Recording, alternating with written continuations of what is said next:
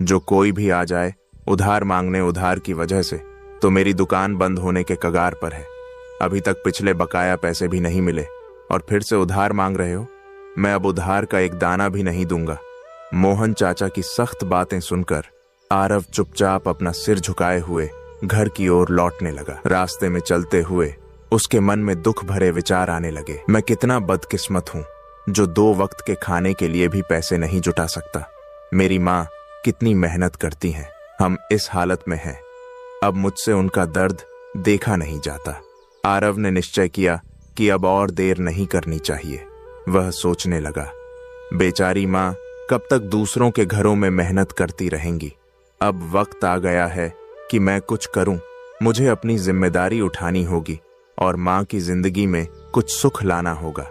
जब आरव ये सब सोच रहा था, तभी उसकी नजर सामने से आते हुए एक साधु पुरुष पर पड़ी। वह संत एक तेजस्वी आभा वाले थे, जिनका नाम था महर्षि वसुंधर था। उन्होंने आरव को रोका और बोले, प्यारे बच्चे, इतनी उदासी क्यों? तुम्हारे चेहरे पर गहरी चिंता झलक रही है। बताओ, क्या समस्या है? आरव ने झिझकते हुए कहा, स्वामी जी, मैं बहुत गरीब हूं, मेरे पास कुछ भी नहीं है। बस एक सपना है कि मैं अपनी माँ की जिंदगी बदल सकूं। वे दिन रात दूसरों के घरों में काम करती हैं, फिर भी हमारे पास पूरे महीने आय का राशन जुटाने के लिए पैसे नहीं होते। मुझे समझ नहीं आता कि मैं क्या करूं। मेरा भविष्य अंधेरे में डूबा लगता है। महर्षि वसुंधर मुस्कुराए और बोले, बेटा, तुम्हारा सपना बहुत शुभ है। याद रखना, जिनके दिल में सच्ची भावना होती है, ईश्वर खुद उनका मार्ग बनाते हैं। तुम बड़े सौभाग्यशाली हो। बहुत जल्दी ऐसा समय आएगा जब हर कोई तुम्हें सम्मान देगा और तुम्हारा नाम गर्व से लेगा। आरव ने आश्चर्य से पूछा, लेकिन स्वामी जी, मैं तो एक साधारण गरीब लड़का हूं। ना मेरे पास साधन है, ना कोई बड़ा रुतबा। फिर भला कैसे सबकी जुबान पर मेरा नाम आएगा? महर्षि वसुंधर ने गहराई से मुस्कुराते हुए कहा, इस संसार में हर आत्मा की अपनी एक अनोखी यात्रा होती है। तुम्हारी कहानी बस अब शुरू हो रही है और तुम्हें खुद पर विश्वास रखना होगा। इतना कहकर महर्षि वसुंधर धीरे धीरे आगे बढ़ गए। आरव उनके शब्दों को पूरी तरह समझ नहीं पाया, लेकिन उसके दिल में एक नई उम्मीद की किरण जरूर जाग उठी। वह चुपचाप मुस्कुराते हुए अपने घर लौट गया। जब वह घर पहुंचा, माँ ने पूछा, बेटा, तू खाली हाथ क्यों आया? राशन नहीं लाया? आरव ने सब कुछ बताया।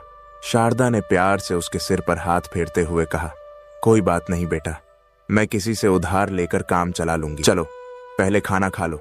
लेकिन आरव जिद करता है, माँ, पहले आप मुझे ये बताओ, रास्ते में एक मुनिवर मिले थे। उन्होंने कहा कि मैं बहुत भाग्यशाली हूँ और एक दिन सब मेरी बातें करेंगे। क्या ये सच हो सकता है?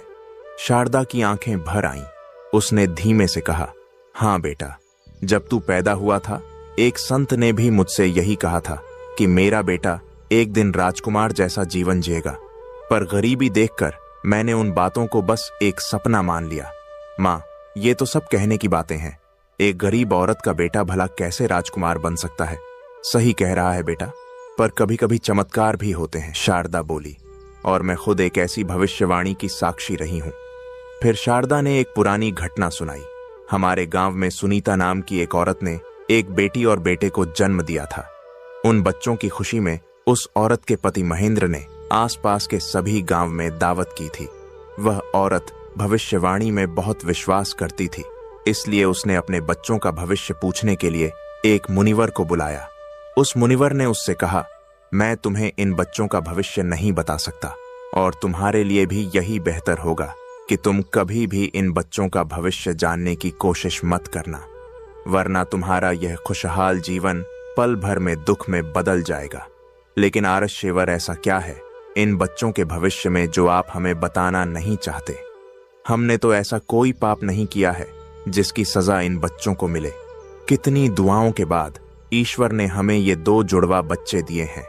कृपया करके आप मुझे बताएं, इन बच्चों के भविष्य में क्या लिखा है? मुनिवर ने कहा, ठीक है, अगर तुम अपने बच्चों का भविष्य जानना चाहती हो तो सुनो। तुम्हारा यह बेटा बड़ा होकर अपनी जुड़वा बहन से शादी करेगा। आरशिवर की यह बात सुनकर सुनीता के होश उड़ गए। ऐसा कैसे हो सकता है? आरशिवर भला एक भाई अपनी बहन से कैसे शादी कर सकता है? मैं यह भविष्यवाणी नहीं मानता। आप झूठ बोल रहे हो, मैं आपकी बातों पर विश्वास नहीं कर सकता। मुनिवर बोले, अगर बेटा तुम्हें मेरी बातों पर विश्वास नहीं तो कोई बात नहीं, जब समय आएगा तो तुम सब खुद देख लोगे। इतना कहकर मुनिवर वहां से चले जाते हैं।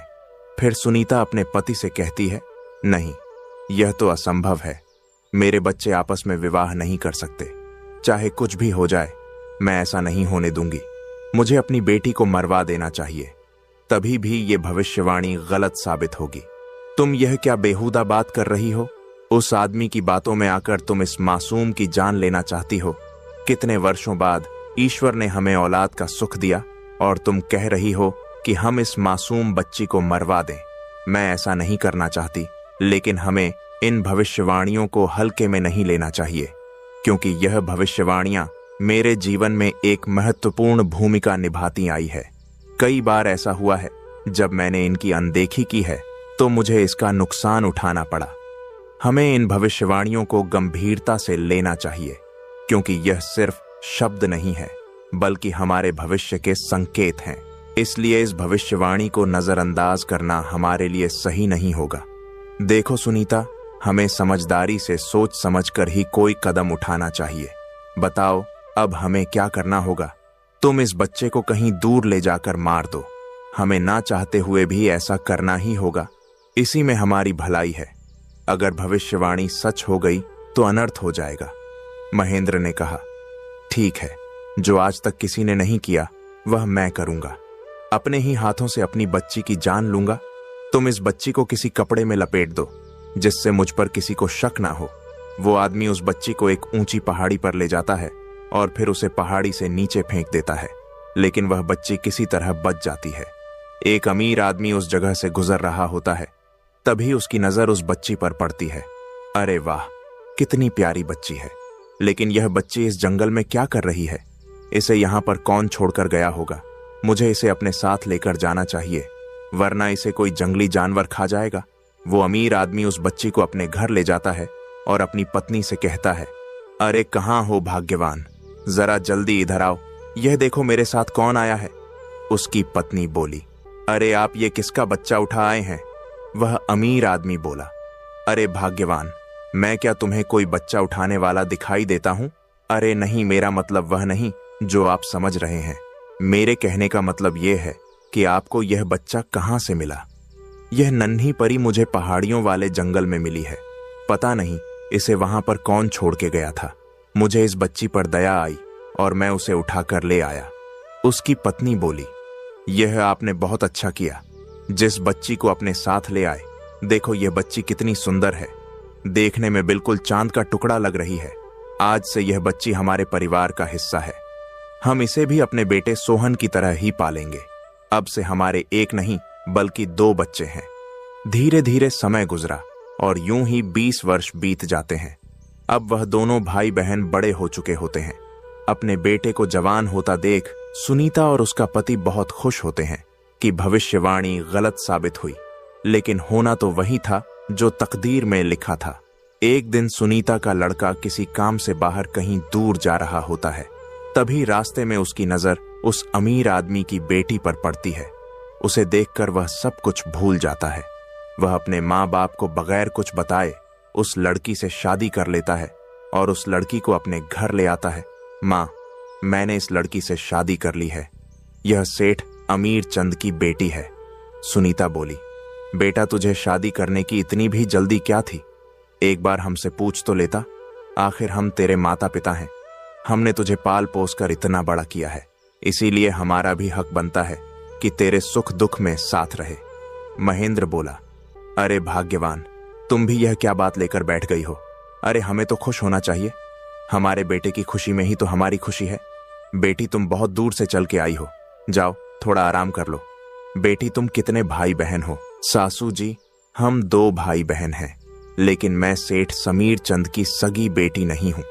मैं तो उन्हें पहाड़ी के पास मिली थी, लेकिन उन्होंने मुझे कभी माँ पापा की कमी महसूस नहीं होने दी।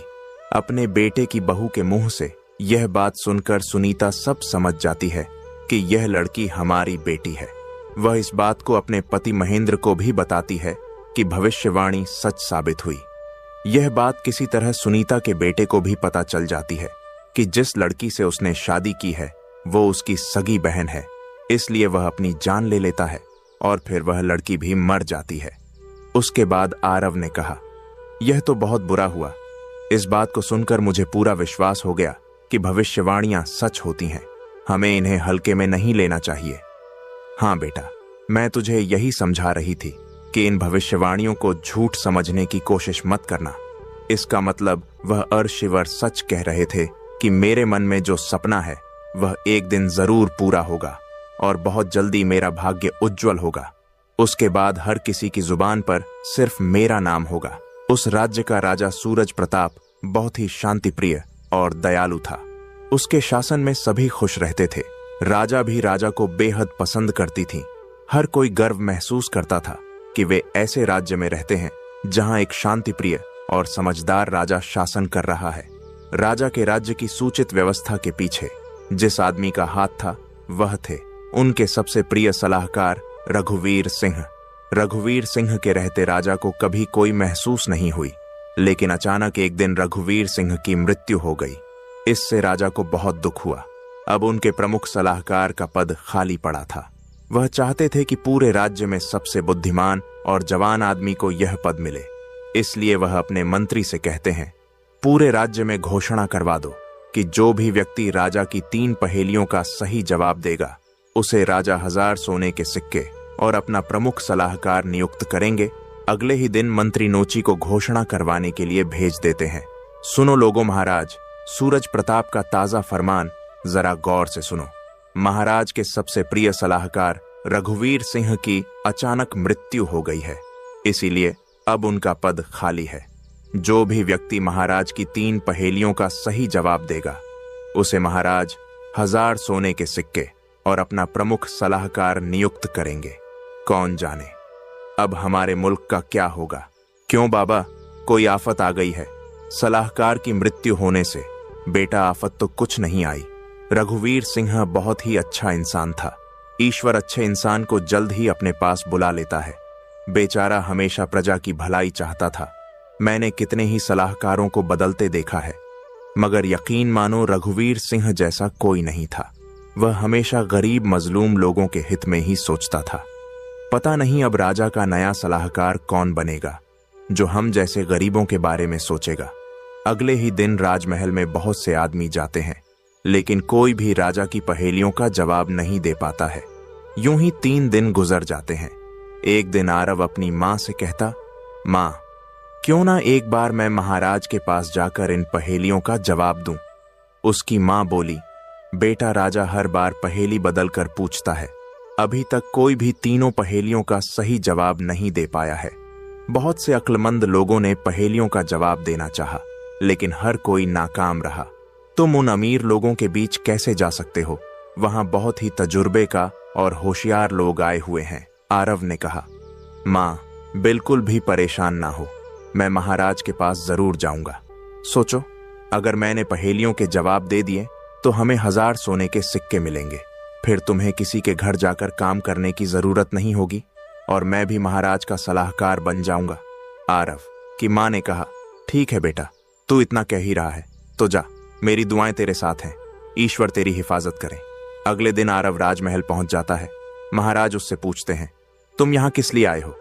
आरव ने कहा, महाराज, मैं यहां आपकी पहेलियों का जवाब देने आया हूं।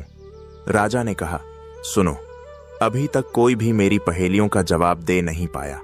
तुम समझदार लगते हो, जवान भी हो, शायद तुम मेरी पहेलियों का जवाब दे सकते हो। जैसा कि तुम शर्त जानते ही हो, जो भी पहेलियों का सही जवाब देगा वह मेरा सलाहकार बनेगा और उसे इनाम में 1000 सोने के सिक्के दिए जाएंगे। आरव ने कहा, ठीक है महाराज, मैं आपकी पहेलियों का जवाब देने के लिए तैयार हूं। राजा ने कहा, तो बताओ, तुम्हारे अनुसार सबसे बड़ा धन क्या है? आरव ने कहा, महाराज, सबसे बड़ा धन संतोष है। जब मन शांत होता है तो इंसान सबसे अमीर होता है। राजा ने कहा, बहुत खूब, अब दूसरे सवाल का जवाब दो। जीवन में सबसे बड़ा ज्ञान क्या है? महाराज, जीवन में सबसे बड़ा ज्ञान यह है कि खुद को जानना और समझना। जब हम अपने आप को पहचानते हैं तब हम दूसरों को भी समझ पाते हैं। सही उत्तर। अब तीसरा और आखिरी सवाल, सच्ची मित्रता का अर्थ क्या है? आरव ने उत्तर दिया, महाराज, सच्ची मित्रता वह है जब एक मित्र दूसरे की खुशियों में खुश और दुखों में दुखी होता है। बिना किसी स्वार्थ के। राजा तीनों सवाल के जवाब जानकर बहुत खुश हुआ और कहा, बहुत अच्छे, तुमने तीनों सवालों के सही जवाब दिए हैं। तुम वाकई में बुद्धिमान हो। आज से तुम मेरे सलाहकार हो। मंत्री, इसे 1000 सोने के सिक्के दे दिए जाए। कल से तुम अपना पद संभालोगे। आरव सोने के सिक्के लेकर अपने घर चला जाता है। आरव को देखकर शारदा बहुत खुश होती है। वह आरव से कहती है, बेटा, जब से तू गया है तब से ही मैं तेरे लिए दुआ कर रही थी कि तू कामयाब हो, और ईश्वर ने मेरी दुआ सुन ली। अब हमारी सारी मुसीबतें दूर हो जाएंगी। हाँ माँ, अब तुम्हें किसी भी चीज की चिंता करने की जरूरत नहीं है। आज से तुम्हें दूसरों के घरों पर जाकर काम करने की भी कोई जरूरत नहीं है। शारदा ने बेटे आरव को गले लगाते हुए कहा, बेटा, मेरी पूरी जिंदगी दुख और तकलीफों में कट गई थी। आज सालों बाद तूने मुझे यह खुशी दिखाई है। अगर तेरे पिताजी जिंदा होते तो तुझे राजा का सलाहकार बनते देखकर बहुत गर्व करते। अब पूरे राज्य में चर्चा थी, शारदा का बेटा आरव राजा का मुख्य सलाहकार बन गया है। हर ओर खुशी का माहौल था, क्योंकि आरव न सिर्फ बुद्धिमान था बल्कि दिल का भी बहुत नेक था। एक दिन जब आरव महल से घर लौट रहा था, रास्ते में उसने देखा कि 2 भाई एक घोड़ी के बच्चे को लेकर सड़क पर झगड़ रहे थे। आरव ने पास जाकर पूछा, आखिर क्यों लड़ रहे हो तुम दोनों? एक छोटा भाई बोला, यह जो आदमी मेरे सामने खड़ा है, यह मेरा बड़ा भाई है और 1 नंबर का झगड़ालू है। हमारे पिताजी जो कुछ छोड़ गए थे हमने आपस में बांट लिया था। मेरे हिस्से में घोड़ी आई थी। अब जब घोड़ी ने बच्चा दिया, यह कहता है बच्चा इसका है, क्योंकि घोड़ी ने बच्चे को इसकी जमीन पर जन्म दिया है। बड़ा भाई गरज कर बोला, जो चीज जिसकी जमीन पर पैदा हो वह उसी की हो जाती है। बच्चा मेरा हुआ। आरव ने सोचा कि यह मामला साधारण नहीं है। उसने कहा, तुम दोनों राजा के पास जाओ, वही फैसला करेंगे। अगले दिन दोनों भाई राजा के दरबार में पहुंचे। राजा ने सारा मामला सुनकर कहा, आरव, तुम इसका निपटारा करो। आरव ने सोचा और फिर मुस्कुराकर कहा, बच्चा उसी का होगा जिसकी घोड़ी है, लेकिन जिसने दूसरे की जमीन का उपयोग किया है उसे मुआवजे के तौर पर 1 सोने का सिक्का देना चाहिए। दोनों भाई खुशी खुशी फैसले को मानकर वहां से चले गए। लेकिन कहानी यहीं खत्म नहीं हुई। जब दोनों भाई घर लौटे, रास्ते में एक साधु से उनकी भेंट हो गई। साधु ने मुस्कुराकर कहा, अरे बेटा, तुम दोनों तो बड़े सौभाग्यशाली हो। इस घोड़ी के बच्चे के भाग्य में राजा के अस्तबल का मुख्य घोड़ा बनना लिखा है। यह सुनकर दोनों भाई चौंक गए। उन्होंने सोचा, हमने तो मामूली स्वार्थ के लिए झगड़ा किया, लेकिन यह बच्चा तो बहुत ऊंचा उठने वाला है। यह बात जल्द ही आरव के कानों तक भी पहुंची। आरव ने राजा से निवेदन किया कि वह उस घोड़ी के बच्चे को राजकीय अस्तबल में ले ले और बदले में दोनों भाइयों को उचित इनाम दे। राजा को बात पसंद आई। उन्होंने दोनों भाइयों को सम्मानपूर्वक सोने के सिक्के और जमीन का टुकड़ा इनाम में दिया और घोड़ी के उस बच्चे को राजकीय अस्तबल का मुख्य घोड़ा बना दिया। समझदारी, धैर्य और न्याय से न केवल एक झगड़ा सुलझा, बल्कि कई लोगों